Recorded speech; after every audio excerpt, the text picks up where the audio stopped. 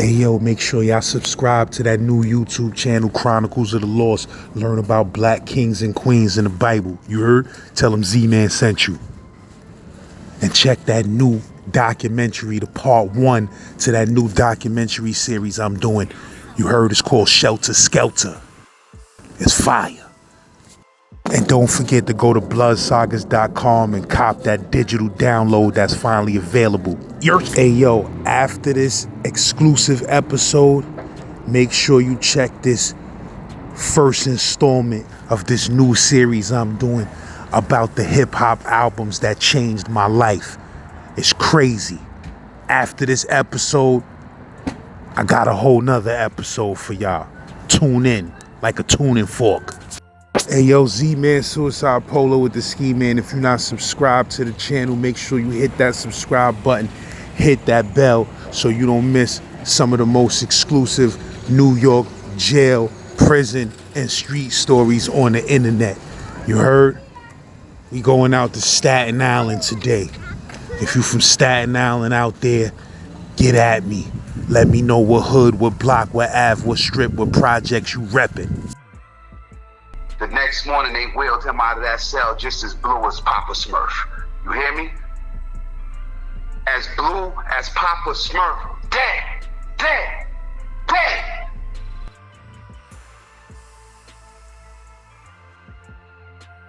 Because that time when I was in the 6th building, I didn't even speak on it, but Ghost was there. Flavor Flav came through. Who else was there at the time? Shankbank was there. Confidential was there. Conf is like a monumental dude from Staten Island or whatever. Gangster, one of the first bloods out there, whatever. Conf was like one of my top competitions as far as putting in work in the streets or whatever. In that era when gang culture was first hitting New York or whatever, Conf was like monumental in that. I'm keeping it 100 with y'all as always, man. This is Mike Monty, aka ST. Y'all can catch me on YouTube now. In my mind, 247, 24/7. I'm in my mind and not with a D, because I done been through so much that my brain is actually a mind. I have to mind things out of here. And that's what I'm gonna do for y'all today. I really don't even know where we going. But buckle up, we gonna go somewhere. Matter of fact, yeah. I'm gonna take y'all back to the cat, right? So boom, at the time, my name is Brother Monty. I'm using no foul language. I'm using no foul language, y'all. I don't curse. I'm not violent. In my mind, I'm at a point where I really believed that I would never commit another violent act in my life. I really believed that. I done forgave the dude who shot me in my face. I have forgiven my wife, my legal wife, for having a baby on me. The first one she had on me. And then when she had the second one on my birthday, it didn't hurt nowhere near as much as the first one. You know what I'm saying? She running around with my last name, having babies by other people. But, praise God, thank you, Jesus, that she didn't sacrifice those kids on the altar of my pride. They still deserve to live. Thank you, Jesus, for that. So I'm in the cat. Now, once again, I already spoke to y'all on this. In Coxsackie Correctional Facility, for me not to exaggerate, you have 16 hours a day where you cannot talk to other human beings for 16 hours a day. You can't talk.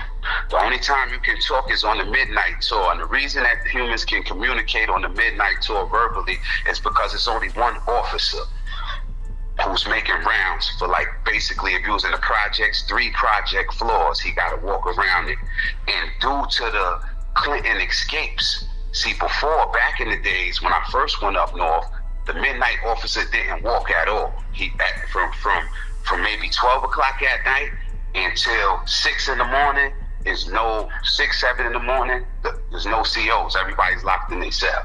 There's no movement around the jail unless it's emergency. So that's how that was. But after the Clinton escapes, they put a little device on the wall, like every few feet, that the officer has to tap it against it, and it beeps, beep, so that they know that they actually walk in. So people don't got time in between walks to dig tunnels and make it out. So boom, it's like that at the time. The police are walking every so often, so you can talk at nighttime. But nevertheless, the tougher dudes are gonna be the ones that get the time to talk, because you can't be 4 people yelling over the gate. Maybe 4 dudes could yell to each other at the same time. The 5th one, it might become too loud.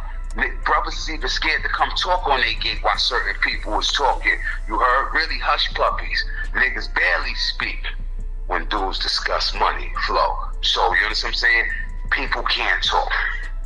I'm running around, I'm the good brother. I'm praying, I'm fasting. Truth be told, I would have got left up north, but I was the chef up north. You know what I'm saying?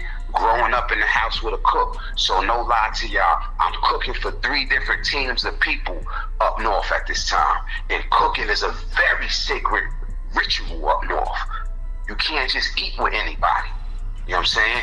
That means something, because when you eat with somebody, that means you put food in with them, and that person eats that food, and in turn that food turns into energy in them. You know what I'm saying? I could tell y'all a story about one time I fed a whole house of dudes. I had so much work on me, I fed a whole house of dudes. And what building was that? That was in the Beacon. The one time I went to the Beacon, y'all, I lasted in the Beacon for like a week. Niggas smoked me the fuck up out of there. I was feeding the whole house, giving dudes sneakers and all that. I had so much stuff when I left C95. Them dudes used that food, the energy that I used to feed them, it turned into energy, and they beat the shit out of me. They jumped me and ran me up out of there. So that just lets you know, you don't want to give a person food. They use that energy to beat you up. You're not going to feel good about it. So dudes is very selective about who they eat with, especially because it's a strong Muslim influence in there. The Muslims can't eat certain stuff. They can't eat with certain people. Yo, I'm in there cooking for the Bloods. I'm cooking for the Muslims. I'm cooking for the Crips. And thank you, Jesus, I'm even cooking for the hobos, y'all. Excuse my language. That's what they call them up north. I even cook for the boys. And niggas don't fuck with me. What I do is I cook for everybody first, and then I cook for the homos last. You can't leave your cell in the cat, y'all. You only go into the yard. That's it. They give you a job in there. I worked the job in the cat for 6 months. I don't know what that job is. I never went there one time. They paid me them pennies I was supposed to get an hour and let me out for rec. 2 hours, 2.5 hours one day, and an hour the next day. That's the way it runs. So I'm up in the cat, cooking for dudes. You know, I'm being me. I'm being a Christian to the point where I'm getting moved. I'm switching my jobs because they got jobs you never go to. I'm switching my jobs based on where the most poor people are in the jail, so I can help feed them. That's the way I was living my life at the time. Now I'm watching these dudes that can't talk to nobody. They can't talk to nobody. They got problems. So I start letting people know, if you want to make it out of that cell and you want to be able to communicate with other human beings, sign up for the mess hall. Go to the mess hall, y'all. If you go work in the kitchen, you're going to be at work most of the day, meaning that you out of your cell, and you can work all the overtime you want in the mess hall in the cat. You be out of your cell. This is the most humane treatment you won't get there. It's either in the mess hall or in the box. That's the most humane treatment you won't get, because they can't do nothing to you once you in keep lock or the box. Now in the mess hall, I met a dude. I can't remember his name, but he was about maybe like, I want to say he's about 6'2", big white dude, looked like a mad ball, if y'all can remember those. He's about 6'2", 6'3", no exaggeration, at least 3 1/4 of manslaughter. All fat, y'all. He might have been like 400 pounds, all fat. It takes him a long time to get anywhere. But yo, last, you remember when you asked me about when you was amazed that they could make people not talk on the gate? Yeah. This fat dude I'm telling you about, his job is solely to lay on you. And most of the time, to lay on a broken bone. So they break your arm, break whatever, your arm, your leg, your ribs. And while they jumping you, it take him a long time to get there. So by the time he get there, you already tired. I done seen him just push his body weight against a dude who was on the wall already. The dude could not move. And his arm was broke, and this nigga slammed him to the floor and laid on his broken arm. Right? I'm telling you, these dudes scream so much. When they lay on a broken bone, when you hear dudes talk about these stories, they gonna tell you, and then I woke up. All of those stories, somewhere in the story you're gonna hear, and then I woke up, most of the time in the local hospital. That's where dudes wake up. The pain is so excruciating. Now this is the kicker. In the mess hall, I came to find out that this fat dude that lays on broken bones is one of the nicest guys you would ever want to meet. You hear me? Yeah. He smelled like, the man smelled like bologna. You hear me? Like bologna and shit like that. But when you really get to speak to him, he's suffering from the good Nazi syndrome. Meaning I'm just doing my job. So you understand, that's what they call that. So I'm coming into contact with these type of dudes, but I'm getting to know people. I'm walking with the Lord. This is why they're not jumping me, because I'm seeing people as people. Yo, lads, I'm saying the type of shit to these COs. I mean, they damaging people, but I'm doing it so respectfully, and I'm running with God so strong that they scared of me, because they know they moving on the accord of different type of spirits. They feared me, they respected me, they left me alone, they ain't jumped me. But also in this spot, and I believe that this is the most important part of this story, lads. People do not admit to a sex crime in prison. You hear me? Facts. They don't. Huh? That's a fact. The dudes with sex crimes, guilty or not, are going to be the best ones in the law library. I can assure you of that. Even if they know they did it, they going to be in there as much as possible, trying to make it look like they didn't do it to the masses. They going to be in there fighting for their freedom, like they the most innocent person. I know for a fact that I'm the only person that at least 4 people admitted to me that they were rapists. Admitted their crimes to me. Because they knew that I would judge them, but I wouldn't condemn them. I wouldn't sentence them. I would judge their past actions and deal with them accordingly. They had heard me admit to so much foul, grimy stuff that they knew I was a more vile being than them. And they admitted stuff like that to me. So it was this one dude, I can't remember his name, white boy, kind of like, he was an oddball, he was a real oddball, real weirdo, not the type of weirdo that y'all talk about. I'm talking about this dude was a weirdo, and he had become so caught up in his wickedness, he didn't know if he was gay, straight, he was just going through it. He admitted this stuff to me as a Christian, right? So, and not for nothing, I'm kind of like, I'm not even gonna lie, I'm protecting these dudes. I'm protecting the rapists. And the reason I was protecting them because they were the only ones that I knew were sincerely, who had sincere repentance in their heart. They really knew what they did was wrong. Everybody else, their wrongs were being glorified. You understand where I'm coming from with that, lads? Mm-hmm. You know what I'm saying? Yo, I got phobia. Yo, son got a body. Yo, he got drugs. Yo, he had 8 bricks. So dudes is skating around in prison like what they did was cute. You know what I'm saying? But all of these rapist dudes, nobody allowed them that. They not afforded that luxury to even act like what they did was cute. You heard?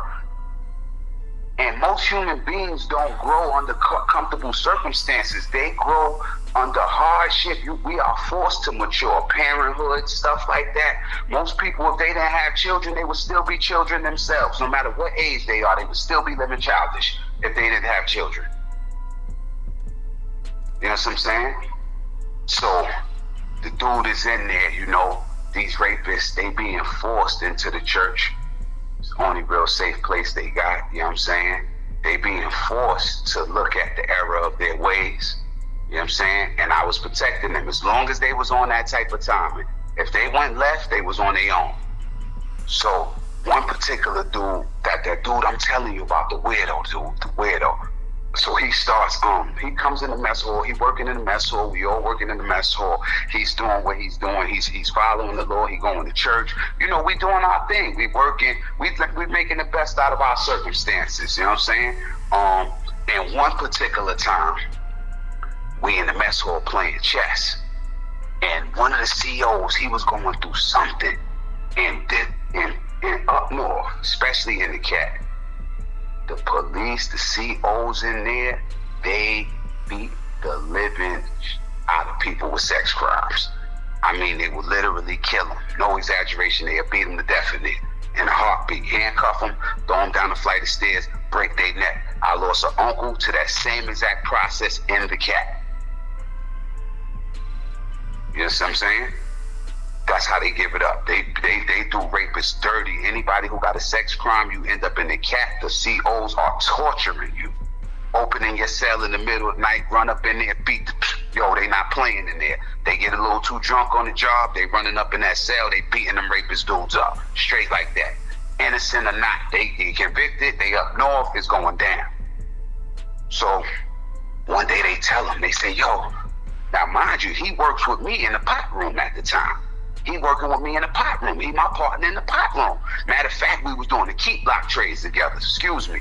I was doing the keep lock trades for people who don't leave their cell. We prepare their meals in these little trays and we take them to them. And I had that job because with that job, you take the trays to keep lock, and then also you take the trays to the draft room. That's for like when people coming in and out of the jail, or even if they got to stop at that facility to get picked up by another bus, they sit down in the draft room. That's the holding pens for transit. So I get to go down there every day too for 2 meals. I got those 2 jobs, so anybody that come through the jail, I see them before they get established. That's why I took those jobs, part of the reason.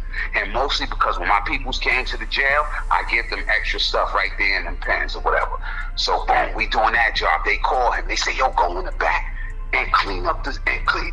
They said we can't leave the mess hall till the slop sink is clean, till the broom closet is clean. And the slop sink, they call him and tell him to go to the back of the mess hall where the broom closet and the slop sink is. He don't even work back there. So once they tell him, they come out there. Everybody that work in the mess hall, y'all, at this time, when you get done working back in the kitchen, like where all the pots and all the cooking get done, when you get done working, you go from there. You could go wherever you want. You could chill back there, or you could go up front where, like, with the cafeteria area where everybody sits. That's usually what dudes do while we waiting for the next meal, to be ran. So after breakfast, we got mad downtime. After lunch, we got mad downtime. We just sit in the mess hall where everybody in the seating area play cards, chess, whatever. We get to interact with each other. So this is after lunch. We don't do dinner. We do breakfast and lunch. So long story short, they send them a little shorter. They send them to the back. Goofy white boy rapist. I mean, this dude done admitted to me he done been with his grandchildren, his children, he been with everybody. He been with everybody, animals, everything. But I know he feel bad. I know he's messed up. He's a tormented soul behind this. He know what he did was wrong. He know what he did was wrong. You know what I'm saying? So I'm like, yo, as long as you don't start that nonsense around here, bro, if you catch one of them cats in heat, and I find out you've been inside that cat, brother, listen. Ain't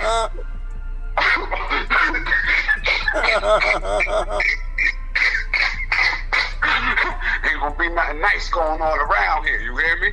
Ain't gonna be nobody poking nobody around here, Buddha. You hear me? Ain't gonna be no poking. That's a what? Ain't gonna be none of that. I let him know. And he was abiding, he was following the word. So they tell him to go in the back. I know what time it is. But I know how to walk with people where Laz, I told you this before. When I walk around in the streets, I zero in on somebody and see how far, how long I can walk step by step with them before they realize I'm with them. I can make it blocks if they don't turn around and look. I'll be inches from them, you heard? So, I also, when I walk places, I time in my mind how long it takes for me to get from one point to another point walking at different gates. I just do that when I'm around. It just happens in my mind. So when the CO sent him back there, one of them then two others go right behind the first one that sent them. They just yelled at him, barked on him about the slop sink being dirty. That's not even his job. So he go back there. Yo, he's red as a beet, man. He's scared. He's scared. He know he done did what he did. He halfway feel like he deserved to be beat and abused. Some might argue that he does deserve that. So he walking back there with his head hung low. He go back there with them. Now it's a corner you got to turn to get back there. And when they turn the first one is already back in the slop sink with him. When the second two go to make that turn to walk back there, they realize that I am right on their back like a cake. You hear me? I'm with them right there. And at the time, I don't realize it, but at the time, I'm like 240, bro. I'm like 240, even though it's mostly fat. I was on some fat shit in the mess hall. I wasn't working out like that. I'm still 240 with 1,000-yard stare. In my mind, I'm still slim. I'm still official slim status. But in reality, nah, I was big, bro. So as we turn in that corner, they look up and they see my big black ass. And I had a bald head at the time. I was rocking a baldy for mad years. Dudes thought I was bald. So I had the baldy. Boom. I turned the corner with them big black, and I'm looking at them like, so when they looked at me, they looked up and I said, yeah, I'm going to make sure I'm going to help my partner and my Christian brother clean the slop sink and clean this broom closet. And they had him in the broom closet. Soon as I walked back there, I told him, yo, get out. You clean that sink right outside. Because they was flipping on him about the sink outside, the slop sink right outside the broom closet. I said, yo, you clean that sink out there. Don't come back in this broom closet. I said, don't come back in this broom closet. And I'm just looking at them like, yo, what is it going to be? What is it going to be? Because this dude ain't bothering nobody. He ain't doing nothing to nobody. So they cowered immediately. They didn't. Them fucking mess hall COs knew that I knew too much about them already. I knew bars that they've been to. I know them. They know I be mingling upstate New York. They already know, and more than that, they know I got the spirit of God on me. They know I know how to write. I'm not the one to be playing with. And if they would have put their hands on me back there, I would have damaged them, bro. They was out of shape. I would have damaged them before that fat nigga got there to lay on my bone. You heard?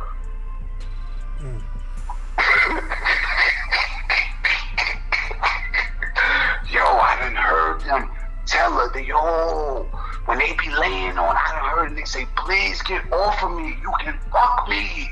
I heard dudes say that, bro. Listen, if you talk to other people that been in the cat, I bet you I'm the only one that went to my gate to look and see what was happening to them, to know that he was laying on that bone, bro. Them screams is so horrific. Niggas don't come to that gate to see what's happening, bro. Cause you getting some. If they catch you on that gate, you next, bro. No ands, ifs, or buts. You next. Yeah, so now, the white boy, he the brother, the Christian brother, he's still riding. They let him out of there. He riding with me, whatever. So I forgot what happened, but on one of my off days, right? He fell back into the flesh. You know what that means, right? What you mean? He was having some jail sex? The nigga fell back into it, into the homosexuality. It got a hold of him, right? Now, mind you, I told you he done did something with all of his family members and stuff like that. And they have forgiven the man as Christians. And they working with him while he's in this cage. They sending him packages, food, like they looking out for him. You understand what I'm saying? He not alone. Michael Jackson flow, you are not alone. Right? Now, while they doing that for him, he on some man in the mirror. He changing. He fell back into the flesh, bro. So I don't know what happened, but he got caught. He got caught doing something nasty with somebody. He got caught being fresh, you heard, Laz? It wasn't nice. Wasn't nice. Now, what worked in his favor was that he never had to look me in the eye, no pun intended. Because they over there in the cat, it's a thing called keep block, y'all. So keep block is a place where it's not the box, but it's somewhere where you can find to a cell for at least 23 hours a day. You get 1 hour of rest. You know what I'm saying? You might get out for an hour and a half if it's your shower day. You know what I'm saying? But really an hour and 15 minutes. But anyway, anything you get accused of in the cat, they send you straight to keep block, meaning that they pack up your whole cell, everything you own, and they uproot you from where you at and take you to another cell where you're not going to be getting out of the cell. But the beautiful thing about keep block, the difference between that and the box, you heard me, I just said that shit was beautiful, y'all, is that you get to keep all your property. In the box, they take everything from you, and you got to earn it back sometimes. But keep block is basically the box, but you got all of your property. So you good, it really ain't, but they uproot you and take you away from, in some cases, the ridicule. You know what I'm saying? The main reason they do that because people don't like packing their stuff and carrying it back and forth around this whole facility. So anyway, he get caught up in some homosexuality. They take him to keep block. 23 and 1. He over there. He's smoking, whatever, because both of us was smoking. No, I wasn't smoking at the time. So he's smoking, whatever, and he just like, dudes is teasing him. You know dudes is wrecking him on the gate. Now keep block in the cat. You could talk all day and all night because you already in the box. What they gonna do? It ain't even nothing they could do now. So that part is like a regular jail. And mind y'all, I showed up into cat keep block. When I first got there, I was already keep block. I came there keep block. I had got kicked out of the last spot behind Pride.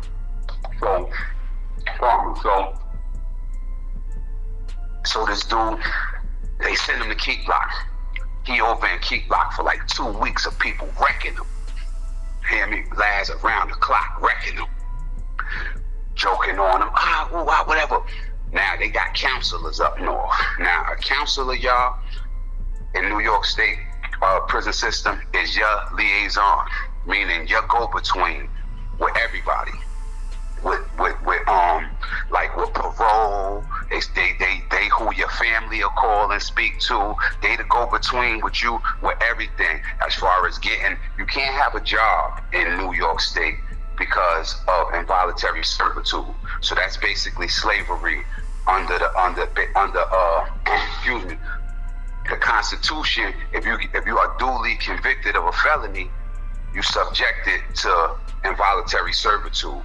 Servitude is work. The only two beings that can do servitude is a human being or an angel. Nothing else can do servitude. So involuntary and servitude is slavery. Once you get convicted of a felony, you are a legal slave. That's why we do programs in New York and not jobs. If we had jobs, we would have to get paid wages. But they term it programs. So when you hear somebody in New York State saying they got to go to program, they really just got to go to work. So boom. They send this dude over there. He's being ridiculed like crazy, whatever the case may be. And then his counselor comes to him, right? You still with me, Laz? Yeah, I'm listening. And his counselor comes to him and they talking about his hearing because he's fighting these charges naturally. Oh, nah, that ain't happen like that. Y'all got it. It's a big misunderstanding. In New York State, if it's a single man cell and another man walk into that cell with him, immediately they can give you a sex charge. Immediately. As soon as you step foot in another person's cell, in a single man cell, they can write you up for a sex charge. What you doing in there? That's why that's why I went 2 years without another human being touching me. I wasn't getting visits at night, so it wasn't no need for no man to be touching me. 2 years, nobody touched me. No human being touched me for 2 years. Straight up. Till I finally broke down and wrote my homegirl and told her I was tired of being tough. Please bring me a hug. And she brought me a hug. Straight like that. But they sent him to keep block. His counselor comes to him. His counselor says, yeah, it looks like the most you're going to get is about 30 days for this, da-da-da-da. You might be able to get 15. And just so you know, I called your family and let them know what happened. He said, what? You did what? Are you kidding me? You did what? Yeah, I called your mom and your wife, and I let them know what's going on. I let them know all the particulars of what you've been accused of. Da da da da da da. What you think about that right there, lads? You said they called his family and told him? Yes. His counselor called his family and told them everything that he was going through at the moment and why he wasn't calling and stuff like that. They told him about he got caught up with another man? Yes. Told them everything he was involved in and why he wasn't calling. That's heavy business. I'm saying that's what you think. That's some heavy business. So that happens at maybe that was on the 7-3 tour. Yeah, that was on the 7-3 tour. That's when the counselors are there, right? Rest of the day passed. Dudes joking on the gate. Dudes joking on him on the gate. Dudes joking on him. He ain't saying nothing back. Whatever. He crying. Dudes here. Boom, boom, boom, boom, boom, boom, boom. Right? He just jumped off the shelf. Yo, he hanging there, bro. He hanging. Yo, son. He shut up, nigga. Why y'all blowing it up? Shut the fuck up, man. Let him do what he gotta do. Yo, he turn it. Yo, lads. The next morning, they wheeled him out of that cell just as blue as Papa Smurf. You hear me? As blue as Papa Smurf. Dead.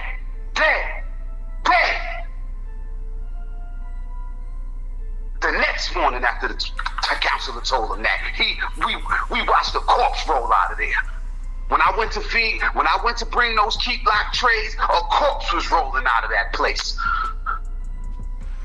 Maggot fool, worm fool. He ain't have nobody to talk to, bro. He didn't have nobody to talk to. That counselor call is what made him kill himself. That's the way we tell the story, where I come from. I can still see his face, bro. Both regular and blue. I can't remember his name though. Can't remember. He was black? Hmm? He was a black dude? Straight white boy, bro. Weirdo ass white boy. You hear me? They get it the worst. And they weird, bro. And that's the same one that said he was fucking with his family and granddaughters and all of that? Yup. The same one.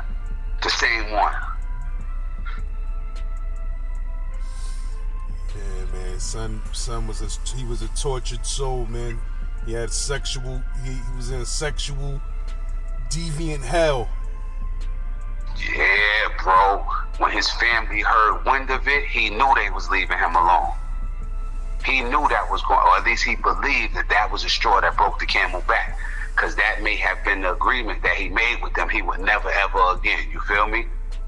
And it's sad because he was from our culture, although he was white. And why I say that is because he was young. He had young grandkids and stuff like that. You know what I'm saying? Grandma Tomika flow. Grandmom's is 36 type shit. Grandma, you understand where I'm coming from? Like mother and daughter could surely go to the club together. If they freaky enough, they could run the train together and it'd be permissible by the law.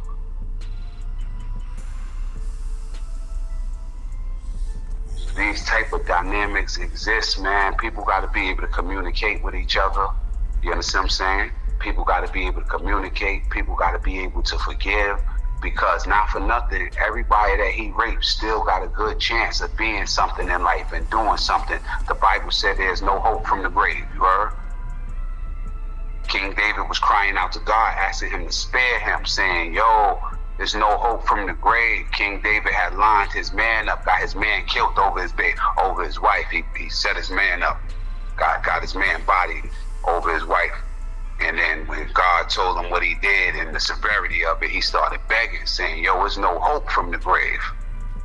How can I worship you from the grave? Please don't kill me.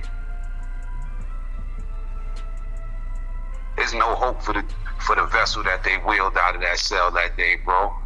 None. No hope.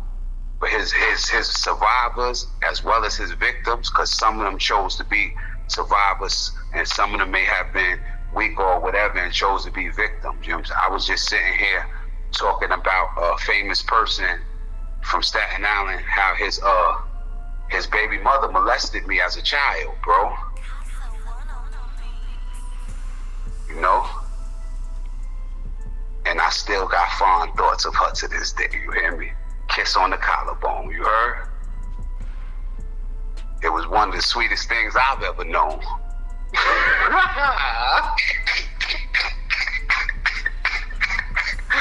Yo, you still with me, Laz? Yeah.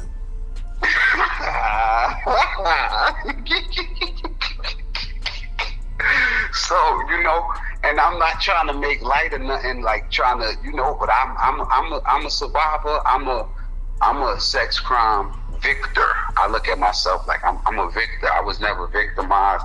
I was always victorious in the midst of it. You heard? Yup. You know, when I was in college, big up to BPI, Bar Prison Initiative, and that's the most prestigious prison college program in America. BARD is the reason why there are colleges in New York prison again, and throughout the country, to be quite frank. You know what I'm saying? Philanthropists paid for that college program, and they set us up. They gave all of us. They gave anybody who you know that been through BPI, BARD Prison Initiative. That school, they have white privilege when they get released. No matter what color they are, they have white privilege. What you mean? It's an experiment. Everything that the average white citizen, American citizen would have, this school goes above and beyond, and they have $1 billion behind them to make sure that we have everything that a white American would have. Legal representation, anything, bro, that they have. School, you want to go to college, whatever you want to do, when you release, they will help you do that. They're not even going to tell you that, but that's the fact of the matter.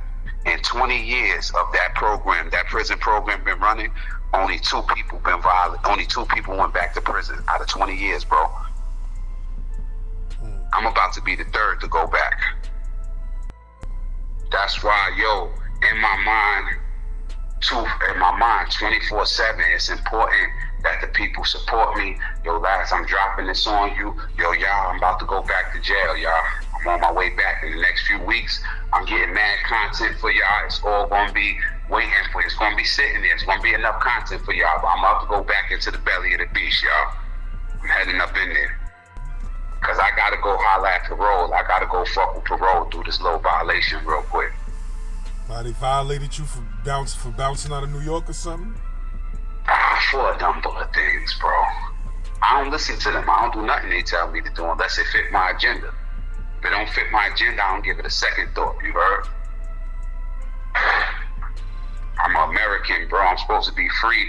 They changed the parole laws because of people like me. I had a 2 flat with 5 years post-release supervision. Bro, I did 3.5 years in violations. I did 3.5 years in violations on a 2-year sentence.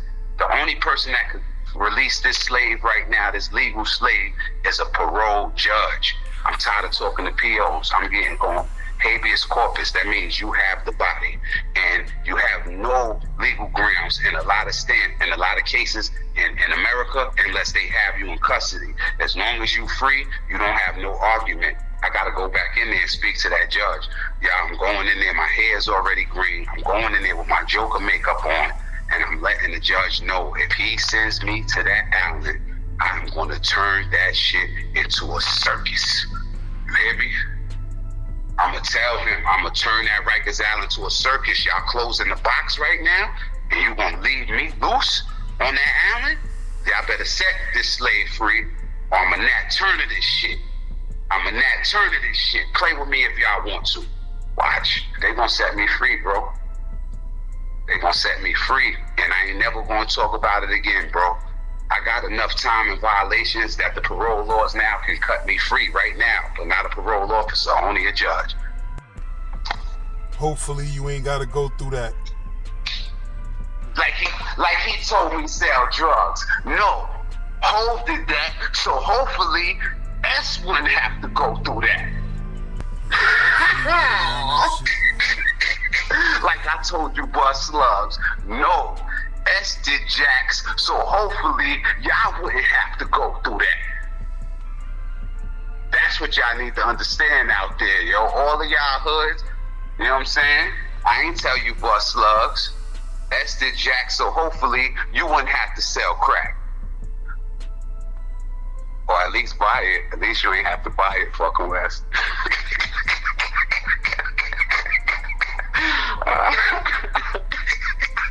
Oh, got me in here messing with Laz. No, I'm used to that shit already. You used to it? I'm used to it. You used to my antics? Word up. And then go off the deep end in a heartbeat. Start thinking in rap songs again. Yo, I heard a nigga, listen to this one, right? I'm in the cat. A nigga get a Brooklyn nigga too. I can't remember his name, Laz. Yo, listen, Laz. He from the Ville. You hear me, Laz? Yo, his nose is so big that I just want to punch it. Cause he be antagonizing me. He a gangbanger, big homie, and he know he's soft, bro. And he know I'm not. And in his mind, both of us is faking. You understand the dynamic of that, bro? Yeah. He faking tough and I'm faking Christian. So he antagonizing me, bro. Him and what's the name is antagonizing. Yo, now what he got what's the name with him too. He got Debo Brown, but Debo Brown is with me too, but BK all day, so me and Brown is real close, so we go through shit, you know what I'm saying? But this other nigga, I can't remember his name, but I don't mess with him. But like that, but you live with him, so you gotta mess with him. And one of the beefs that he got with me is that I don't mess with him. We be over there laughing, playing chess and all that. He come around, I stop talking. Nigga, stop laughing. Shit like that. You know, I am who I am. You know what I'm saying? So I started getting fond of him because he was a miserable dude. And I hate to say this, y'all, but a lot of big homie bloods, them niggas be miserable, and they be sending people to do miserable stuff. So anyway, so son, he's on the phone. He end up bagging this ignorant chick from upstate New York somewhere, like right by the jail, like Albany type bitch. But she is ignorant as I don't know what. And this dude is going back and forth with her on the phone every day, arguing with her like they've been lifelong lovers. And he gotta fund this shit, cause we in a mess hall, so you could get a little money in the mess hall, and especially if you get a visit and get something. So he was getting money in there. I don't know, he might have been, I think he was buying stuff off niggas that was getting it. He was getting money in the mess hall, cause the mess hall, you get to go to the yard with both sides of the jail. And you get to see everybody in the whole jail when they come through to eat, especially if you work breakfast, cause everybody gotta leave themselves for breakfast. So anyway, this dude is going back and forth with this chick, and he see my phone interactions are usually smooth. I'm laughing, boom, boom, boom. And in his mind, I'm dealing with the same type of chicks as him. So he like, yo, he start asking me for advice, this and that, and he start coming and talking to me. Now we interacting with each other, but we really not cool. But one day he just was like, yo, what this chick fails to understand is that I have these rap songs playing in my head. So I heard that part. I said, all right. Now, mind you, this dude about 45 years old, kicking 50 in the behind. Talk about he got rap songs playing in his head. He said, and Brother Monty, I live by them shits. And he started playing some 50 for me. Yo, I had to love him after that, because this nigga was a buffoon. And to the day he dies, when he hears some rap shit that he like, he living it. You heard? The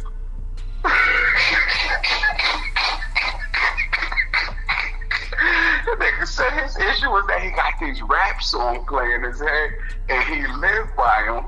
This nigga, he bagged him a chick after 16 years. He thought he was 50 Cent.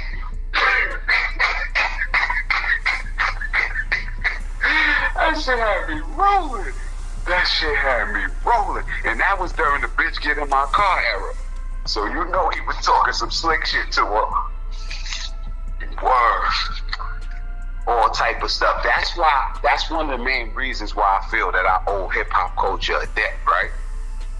Because a lot of people that's in those cages, they live by that stuff, and that's how they got there. And I was forced to listen to that stuff for years. Frivolous arguments about other people's lives. It was really these dudes' life. You know what I'm saying?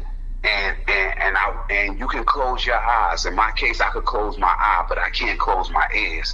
So much of this stuff was forced on me that I believe it's incumbent upon people like you and I, lads, to address the serious issues in our culture, because dudes is dying in cages behind these issues not being addressed. You know what I'm saying? And I'm gonna be honest with y'all, yo. Listen to me, y'all. If I would have known that I had to show somebody my butthole on the way up north, I wouldn't have committed a lot of crimes that I committed. Probably none of them. If I knew that they was going to tell me to bend at the waist and hold my cheeks open while they look at my butthole and have a conversation sometimes, while they looking up my body. If I would have known that came with the game, I know I wouldn't have committed those crimes, y'all.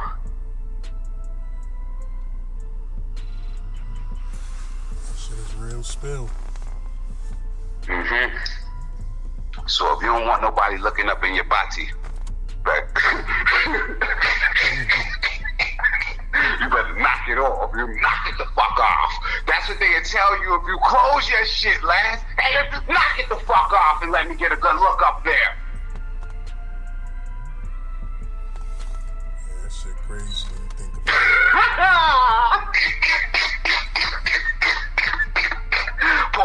Pause all that, y'all. Pause that shit. Pause the track, lads. Pause this motherfucking track.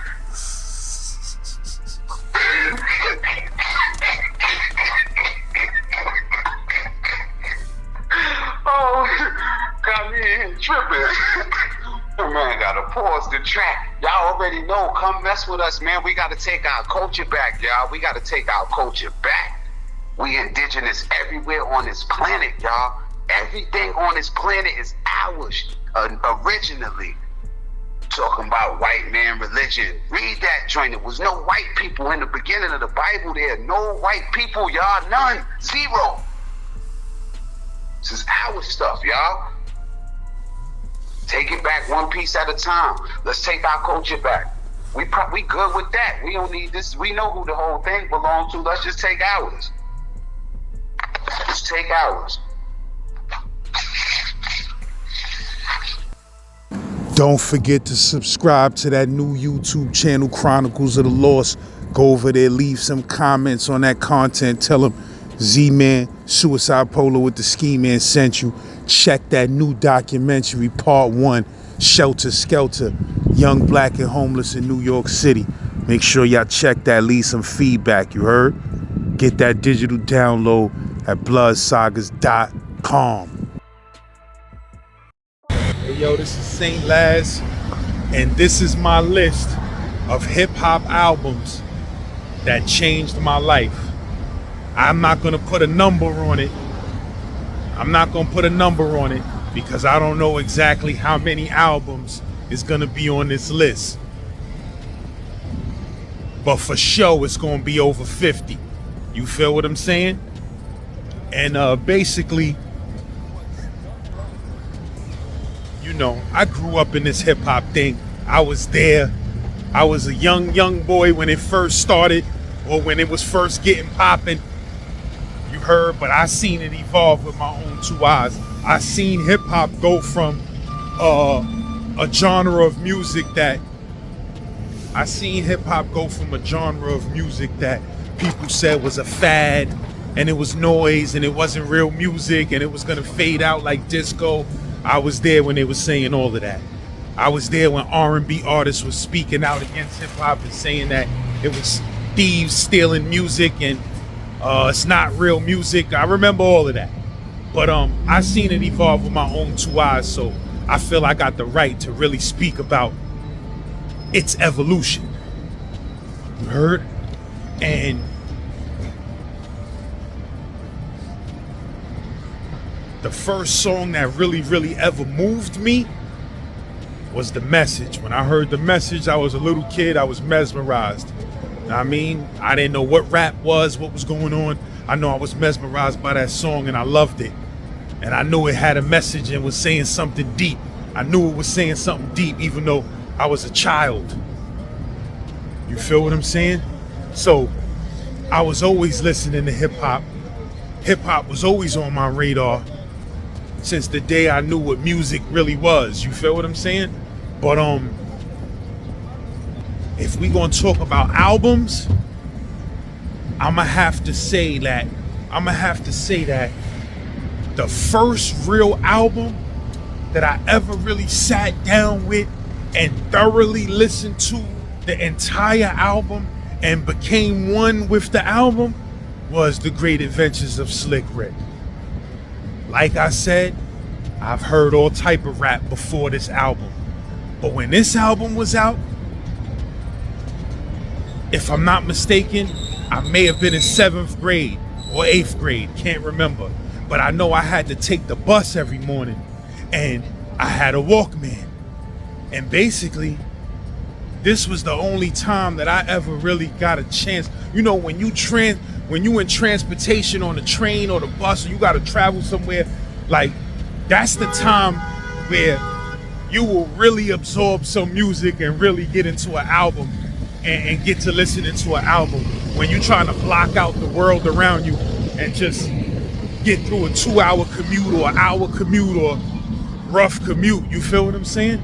But anyway, I used to get on a 60 bus in Brownsville down Rockaway Avenue, and I used to zone out to this Great Adventures of Slick Rick, man. And shout out to my bro John, Raymond Bell. Me and Son, you know, Son is a Jehovah's Witness now. I ain't speak to Son in 100 years, but I just remember how Son me and him used to be building about that album, like, yo, so that album is crazy, son. You heard this song, you heard that song. Now, realistically, we was too young to really be listening to that type of music, but you know, boys will be boys and teens will be teens. You heard we could have been doing a lot worse, but some of the content that was on that Great Adventures of Slick Rick was ridiculously X-rated type of stuff. You heard, but it was hilarious and it was entertaining, and you know, I got into every song on that album. You heard, like when they call Slick Rick the greatest storyteller, it's a reason why they call him that. Like, I was in that pizza shop with him and Mona Lisa when they was in there talking about getting a slice. You heard? On the Moment I Feared, I was in that elevator when Danny Boy opened up that elevator. You understand what I'm saying? On Indian Girl, I was in that 2-horse town. You heard? I was Davy Crockett. I had the raccoon. I had the raccoon hat on my joint and all of that. You heard? I was totally into the album. And of course, I was into the deep stuff too. You heard? Young World, dropping heavy jewels, bro. He was dropping heavy jewels on that Young World. He made all the teens at that time check themselves and like, yo, I am kind of being disrespectful and running wild out here. Like, let me check myself. Young World did that. A children's story. The children's story touched my heart. When I first heard that story, I didn't know if it was real, if it was made up, but the story touched my heart. And I was young. You understand what I'm saying? But that story was a warning. And I always kept that story in mind when I ventured off into being around street culture as a kid and all of that. You feel what I'm saying? But that Slick Rick album, The Great Adventures of Slick Rick, it's just a legendary album, and every song on it is fire. Let's Go Crazy, Lick the Balls, everything, bro. Everything on the whole album is fire, and it's a masterpiece, and it definitely shaped and molded a lot of my thinking. You understand what I'm saying? It threw some wit in me. You heard? The album was so clever and witty. If you was a fan of the album, you picked up on that wit and that humor. Cause Slick Rick was a funny motherfucker. You understand? In the moment I feared, when he was in the club rocking all of the fake jewelry, or he said his jewelry was fake. It's just a front for the girls. Then a bunch of Brooklyn niggas just caved my world. That shit was hilarious, bro. You feel what I'm saying? His whole shit was hilarious, and it was serious and street at the same time. And he was a fly motherfucker. So, you know, if you was keeping in tune with Slick Rick, you know, you also had a respect for that fashion, because Rick was one of the flyest, if not the flyest motherfucker in the rap game back in them times. You feel what I'm saying? Son Jules game was bananas. You heard? Son Neck was crazy heavy. Like, he was that dude, and everybody knew it. You feel what I'm saying? He made having one eye, niggas wanted to wear a patch. It wasn't even nothing wrong with their eye. You feel what I'm saying? Niggas just wanted to have a patch because MC Ricky D had one. You heard? So Great Adventures of Slick Rick. So The Great Adventures of Slick Rick is the first album I had to mention, because that was the first album that I really, really sat down with and analyzed and loved. You feel me? And was able to quote the songs and all of that. You feel me? I took pride in knowing more songs by heart than my friends. I would come through, nigga, I know all the words to Indian Girl from beginning to end. You heard? And then, you know what made me even want to pick up Slick Rick album is the song The Show. Now, The Show was the first song that really, now The Show was the first song I heard that really made my imagination run wild as a kid. You feel me? It's like what I do on my channel. It's mostly audio, and you gotta use your imagination and close your eyes sometime and visualize somebody else's story. And that's what they did with The Show. Like him and Dougie Fresh, when they put that song together, and Rick came on that joint, jumped off the 2D train 205th, I saw a pretty girl. Soon as he starts spitting, bro, he takes you into a realm. He takes you into, that nigga's like the motherfucking, that nigga shit like Jumanji, nigga. Like, soon as you spin the dial on one of that nigga's songs, you in his realm. You feel what I'm saying? And then it was the same thing for the B-side of the album. You heard that Show? That shit was crazy. Commercial, radio friendly, crazy shit. Then on the B-side of The Show, you had that Lottie Dottie. And that Lottie Dottie was so outstanding because it ain't even no real beat. That's Dougie Fresh doing the beatbox throughout the whole joint. You feel what I'm saying? And Rick is just spitting crazy. And everybody was in that back alley. When that mean mother popped out with them two little guys, everybody was in that little back street where he was running back to go get his Kango. You feel what I'm saying? So, you know, Slick Rick taught us, you know, Slick Rick taught us the art of imagination. You feel me? Using your imagination to entertain the people through your bars. You feel what I'm saying? That shit was next level. But that Lottie Dottie, I ain't know nothing about it when I went. The Show was such a big song. That's when a single used to be $2.49 in a single cassette. It'd be a cassette tape in a little piece of plastic, soft with a soft case, You feel what I'm saying? And that should have a song on the A side and a song on the B side, maybe the radio edits and the instrumentals. You feel what I'm saying? And that shit was $2.49. I would run over to Pickett Avenue, see Russ, be like, yo, you got that new joint with Slick Rick, Dougie Fresh, the show? Boom, let me get that. I'm out the door. I think, matter of fact, that first Slick Rick and Dougie Fresh joint, I might have even bought the album single, like the 12-inch. I might have even bought that, man, because I don't think I had no tape player back in them days. All I had in my crib was an old-ass record player.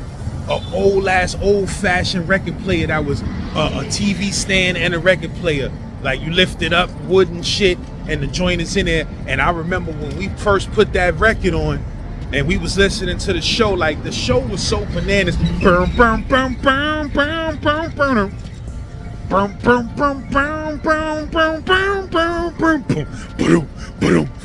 yo, son, that shit was crazy, son. So the sonic, the vibrations that shit was putting out, that shit had a nigga run to the record shop. But I remember when I got the record and I came back to the crib and I told my moms, yo, I got that record, because my mother even loved the record. You feel what I'm saying? The show. My mom's was young. You feel what I'm saying?